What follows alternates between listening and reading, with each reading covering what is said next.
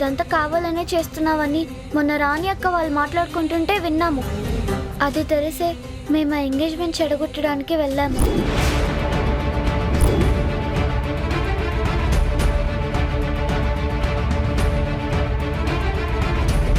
Sweety, engagement చెడగొట్టడం కోసం నువ్వు వంశీ వెళ్ళారా? అవును పిన్ని. అలా ఎంగేజ్మెంట్ చెడగొట్టాలనుకోవడం తప్పు కదా? అలా చెయ్యొచ్చా? అసలు ఎవరు మిమ్మల్ని అక్కడికి వెళ్ళమని చెప్పారు? పెద్దవాళ్ల విషయంలో మీరు ఇన్వాల్వ్ అవ్వచ్చా? ఎందుకు ఈ మధ్య మీరు ఇలా చేస్తున్నారు? పిన్ని, మాకు నువ్వు బాబాయ్ కలిసి ఉండడం కావాలి, అందుకే అలా చేశాను. నువ్వెందుకు బాబాయ్కి దూరంగా వెళ్ళాలనుకుంటున్నావు? చెప్పు పిన్ని, బాబాయ్ ఏం చేశాడని దూరం పెడుతున్నావు? బాబాయ్ అంటే నీకు ఇష్టమే కదా? లైఫ్లో మనకి ఇష్టమైన వాటిని వదిలేయాల్సి వస్తుంది. మనకి ఇష్టమైన వాళ్ళకి దూరంగా బతకాల్సి వస్తుంది. ఒక తోటమాలి మొక్కల్ని ఎంతో జాగ్రత్తగా పెంచినా కానీ వాటి పువ్వులు కోసే అదృష్టం తనకుండదు. ఇవన్నీ మీకు చెప్పిన అర్థం కాదు. అది కాదు పిన్ని. స్వీటీ, ఇంక ఈ విషయాలు మాట్లాడకుండా సైలెంట్ గా ఇక్కడి నుంచి వెళ్ళిపోండి. పిన్ని, అది కాదు. వంశీ, చెప్పాను కదా ఇంకేం మాట్లాడొద్దని. వెళ్ళండి ఇక్కడి నుంచి.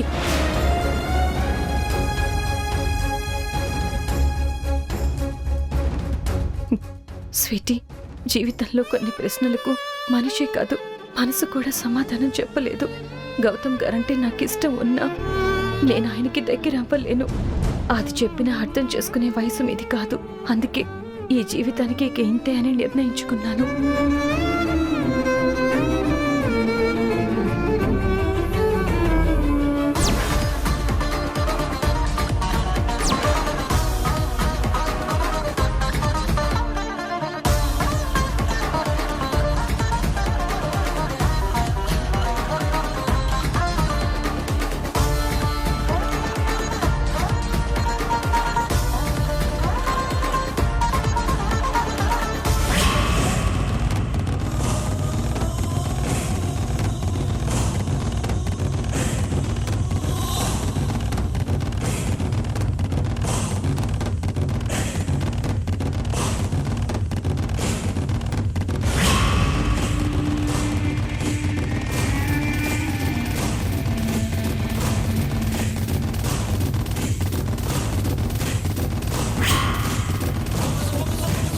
రైట్, తీసుకెళ్ళండి. అలాగే సార్.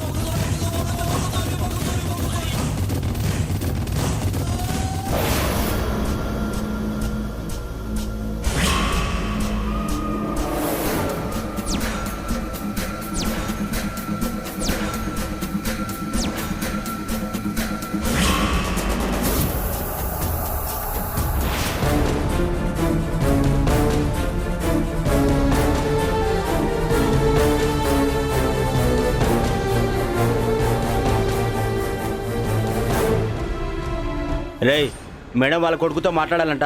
అందరం బయటకు వెళ్దాం, పదండి. దీపక్, దీపక్, దీపక్, దీపక్, దీపక్, నానా.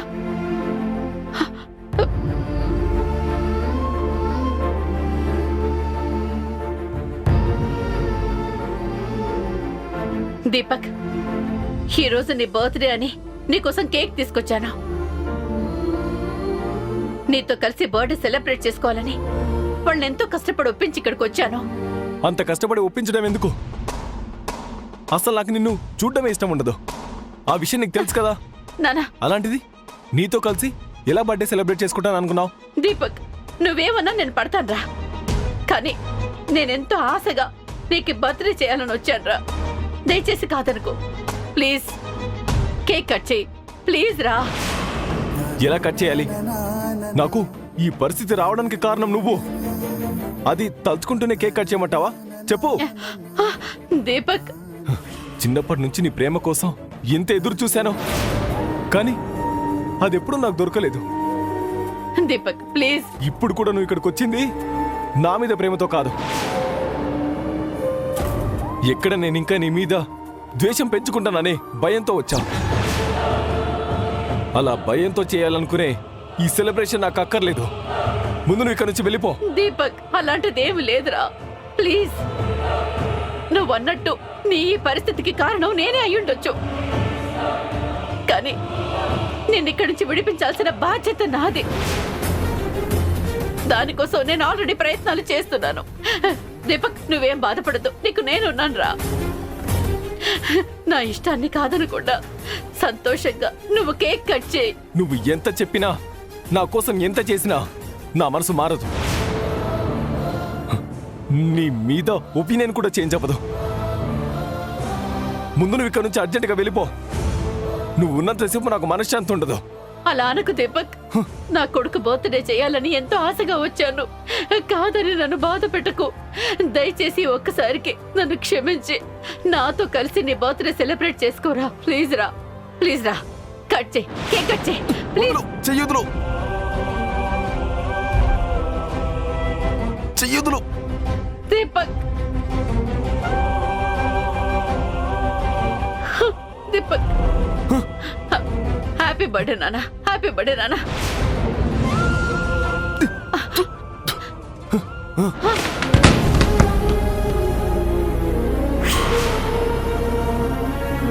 నాకేం తినిపించొద్దు, నన్ను అసలు వదిలేసేయ్. నువ్వు ఇంకా ఇక్కడే ఉండి ఇలాంటి పనులు ఏమైనా చేయాలనుకుంటే నేను ఇక్కడే చచ్చిపోతాను. ప్లీజ్ దీపక్, అలా అనుకో. నువ్వు అలా అంటే నా గుండె తట్టుకోలేదు. నా బాధను అర్థం చేసుకొని నన్ను క్షమించు. నా తల్లిగా నన్ను యాక్సెప్ట్ చేయరా. ఆ రోజు కోసం ఎప్పటి నుంచో ఎదురు చూస్తున్నాను తెలుసా. నువ్వు నన్ను అమ్మ అని ఎప్పుడు పిలుస్తావో అని ఎంతగా ఎదురు చూస్తున్నానో నీకు కూడా తెలియదురా. ప్లీజ్, ఇప్పటికైనా నన్ను అర్థం చేసుకోరా. నువ్వు ఇలా పిచ్చిబాగుడు వాగుతూ నువ్వు ఇక్కడే ఉండి నన్ను బిసిగిస్తూ ఉంటావా? ఇక్కడ నుంచి వెళ్తావా లేదా? నువ్వు వెళ్ళవు, నాకు తెలుసు. అసలు నేను ఇక్కడికి ఎవరు రమ్మన్నారు? దీపక్, నువ్వు ఇప్పుడు ఇక్కడ నుంచి వెళ్ళకపోతే నేనేం చేసుకుంటానో నాకే తెలీదు. దీపక్, నువ్వు వెళ్ళకపోతే నేను చచ్చిపోతాను. వద్దు దీపక్, వద్దు. చచ్చిపోతాను. వద్దు. వెళ్తావా లేదా? వెళ్ళు.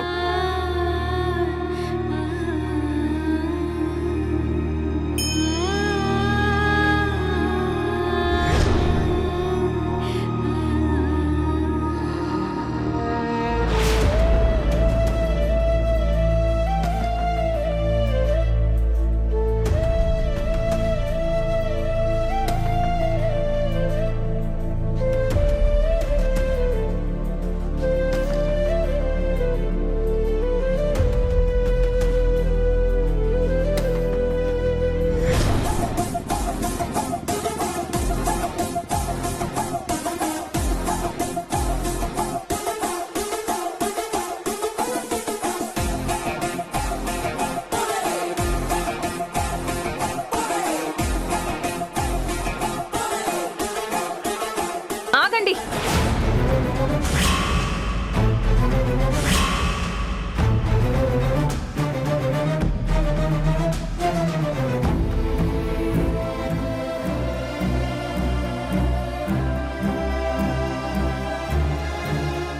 బావా, ఎప్పుడొచ్చా? ఏంటి అక్కడే ఆగిపోయావు? లోపలికి రా బావా. రండి. బాబాయ్, బాబాయ్, బాబాయ్, నువ్వు ఇక్కడే ఉంటావా మాకు తోడుగా? అవును స్వీటీ, అందుకే బ్యాగ్ తీసుకొని వచ్చాను. బాబు, మంచి పని చేశావు. ఎందుకంటే నువ్వు ఇక్కడే ఉంటే మా అందరికీ కొంచెం ధైర్యంగా ఉంటుంది. ముఖ్యంగా ఝాన్సీ గురించి మాకు దిగులే ఉండదు. అవును సార్, ఎందుకంటే మేడం మీద అటాక్ జరిగినప్పటి నుంచి మా అందరికీ చాలా భయంగా ఉంది సార్. మళ్ళీ వాళ్ళు ఎప్పుడొస్తారో అని. మేమందరం ఎంతమంది ఉన్నా కూడా మీరున్న లెక్క వేరు. నిజంగా ఇక్కడికి రావాలని నిర్ణయం తీసుకుని చాలా మంచి పని చేశారు సార్. అందుకే శ్రీధర్, నేను కూడా ఝాన్సీకి తోడుగా ఉండాలనే ఈ నిర్ణయం తీసుకొని వచ్చాను. వచ్చే ముందు ఝాన్సీకి ఫోన్ చేసి చెప్పాను, కానీ తను నిర్ణయం తీసుకోవడానికి ఇంకా ఎంతో ఆలోచిస్తుందని నాకు తెలుసు. అందుకే టైం వేస్ట్ చేయకుండా నేనే వచ్చేసాను. గౌతమ్ గారు, మీరు కాల్ చేసినప్పుడు నా నిర్ణయం మీకు చెప్పలేకపోయానేమో, కానీ మీరు ఇక్కడ ఉండడానికి నేను ఒప్పుకోను.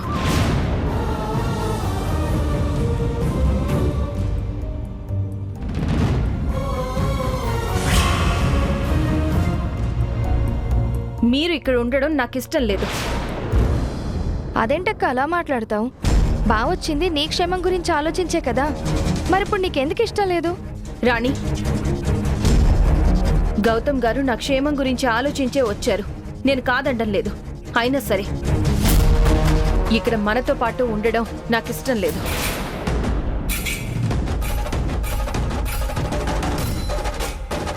ఝాన్సీ, ఇది నువ్వు అనుకున్నట్టు పంతాలకి పట్టింపులకి పోయే సమయం కాదు. ఇప్పుడు నువ్వు ఆలోచించాల్సింది నీ క్షేమం గురించి మాత్రమే.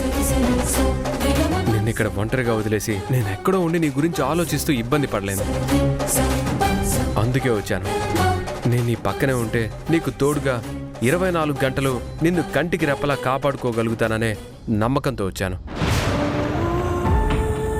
నేను నీ పక్కనే ఉంటే వాళ్ళు అటాక్ చేయాలనుకున్నా కూడా ఆలోచిస్తారు, ఒక అడుగు వెనక్కి వేస్తారు. ఇంట్లో పోలీస్ ఆఫీసర్ ఉన్నాడన్న భయంతో, ఆ ఉద్దేశంతోనే ఇంత దూరం వచ్చాను.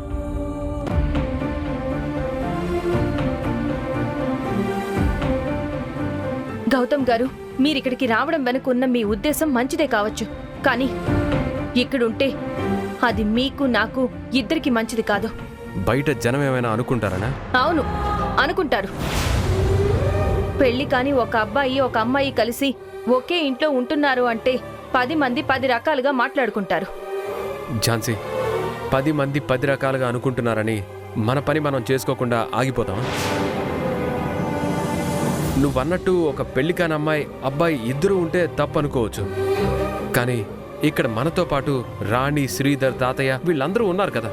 గౌతమ్ గారు, మీరు చెప్పినట్టుగానే 10 మంది గురించి ఆలోచించకపోయినా మీరు ఈ సమయంలో ఆలోచించాల్సింది 2 కుటుంబాల గురించి.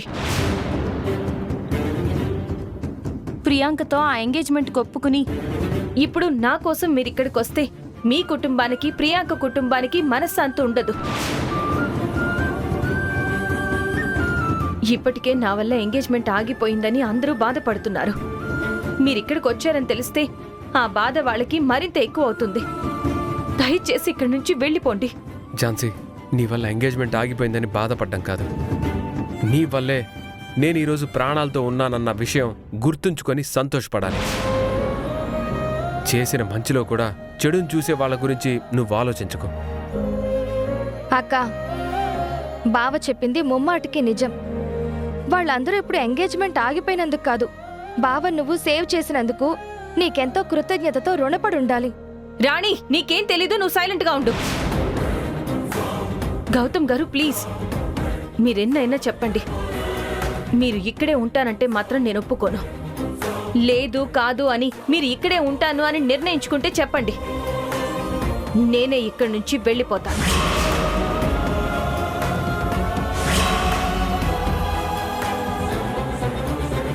పిన్ని, నీ గురించి కాకపోయినా నా గురించి అన్న ఒకసారి ఆలోచించు పిన్ని.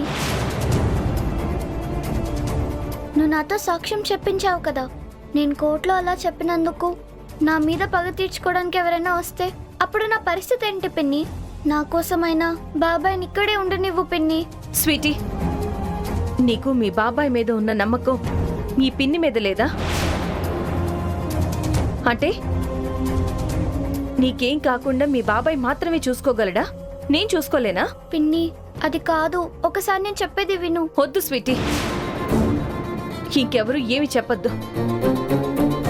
మీ అందరికీ నా మీద నమ్మకం లేకపోతే మీరందరూ కలిసి మీ బాబాయ్తోనే ఉండండి, నేనే ఎక్కడికైనా వెళ్ళిపోతాను.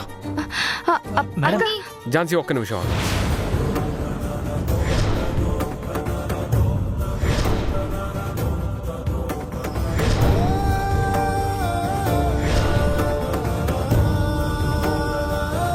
పక్కకి జరగండి, నేను వెళ్ళాలి.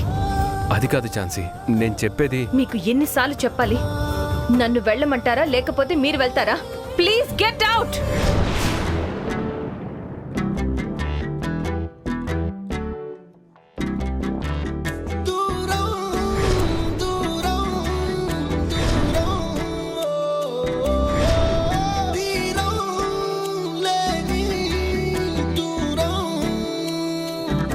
నువ్వెక్కడికి వెళ్ళాల్సిన అవసరం లేదు. నీ మాట ప్రకారం నేనే ఇక్కడి నుంచి వెళ్ళిపోతాను. ఈ ఇంట్లో ఉండను. సాగిన చెరు ప్రశ్నలే మిగిలినారే ఒకే పడవలో కలిసిన ఒకే ప్రయాణం చేసిన చెరు ప్రపంచం చేరినారే ఒకే గతాన్ని ఒకే నిజాన్ని ఊరేసినారే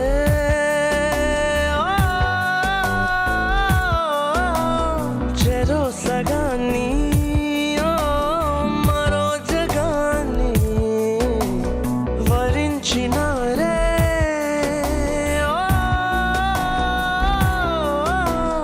ఒకే పరీక్షే రాసిన ఒకే జవాబై సాగిన చెరో ప్రశ్నలే మిగిలినారే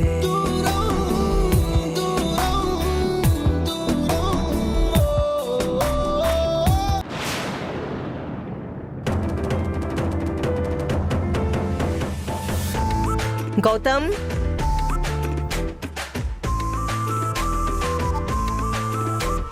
గౌతమ్ ఏమండి గౌతమ్ ఎక్కడా? గౌతమ్కి ఒక విషయం చెప్పాలి. గౌతమ్ గౌతమ్ వదినా, నువ్వు ఎంత పిలిచినా గౌతమ్ రాడు. ఎందుకంటే వాడి ఇంట్లో లేడు. ఏంటి ఇంత నైట్ ఎక్కడికి వెళ్ళాడు వాడు?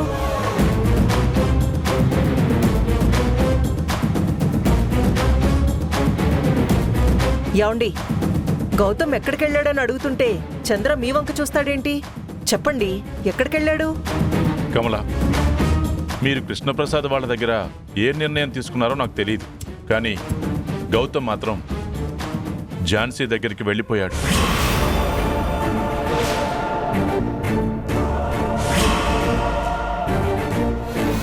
ఝాన్సీ దగ్గరికి వెళ్ళడం ఏంటండి? అసలు అక్కడికి ఎందుకు వెళ్ళాడు? ఏం మనుషులరా మీరు? బుద్ధి లేకుండా ప్రవర్తిస్తున్నారు. వాడు వెళ్తున్నప్పుడు ఆపకుండా మీరేం చేస్తున్నారు? ప్రియాంకతో పెళ్లికి సిద్ధమై ఝాన్సీ దగ్గరకు వెళ్ళటం ఏంట్రా?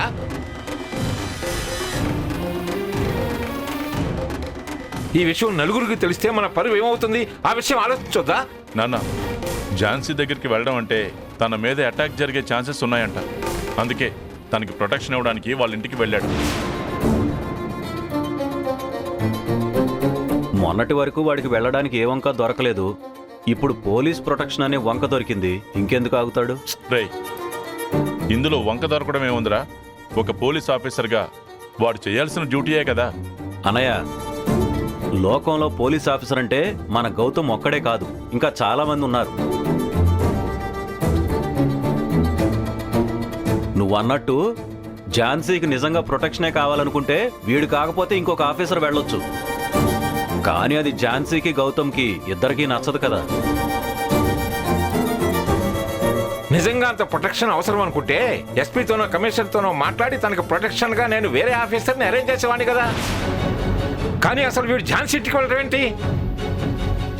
మావయ్య గారు, వీడు వెళ్తే మాత్రం ఝాన్సీ వీడిని ఇంట్లో ఎలా పెట్టుకుంది? చూసేవాళ్ళు ఏమనుకుంటారని ఒక ఆడపిల్లగా తనకు ఆ మాత్రం తెలీదు. ఉండండి, అసలు విషయం ఏంటో నేను ఇప్పుడే తేల్చేస్తాను.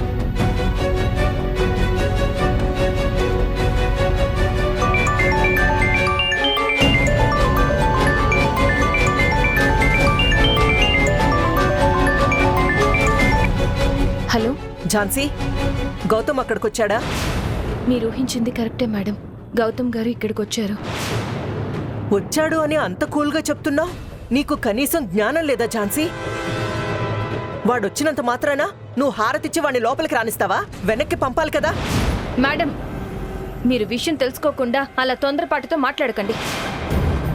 గౌతమ్ గారు ఇక్కడికి వచ్చారు అని చెప్పాను, కానీ నేను ఇంట్లోకి ఎలా చేశానని చెప్పలేదు కదా. మీరేమీ భయపడాల్సిన అవసరం లేదు. నేనేమీ తనని నా ఇంట్లో పెట్టుకోలేదు. ఇక్కడి నుంచి పంపించేశాను. మీరేం వరి అవ్వకండి. కమలా, గౌతమ్ అక్కడికి వెళ్ళాడంటున్నా? ఝాన్సీ ఏమంటుంది? గౌతమ్ అక్కడికి వెళ్ళాడంట, కానీ ఝాన్సీ వాడిని అక్కడి నుంచి పంపించేసిందంట. మరి ఇంకే మంచిదేగా, మనకు కావాల్సింది కూడా అదే కదా.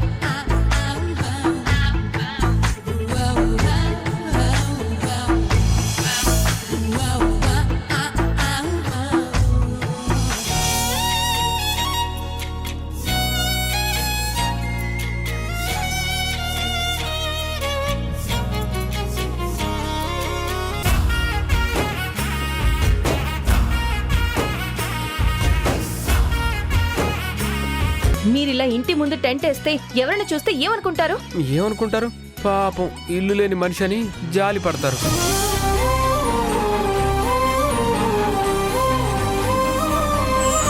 నా కథలో మలుపే తిరిగే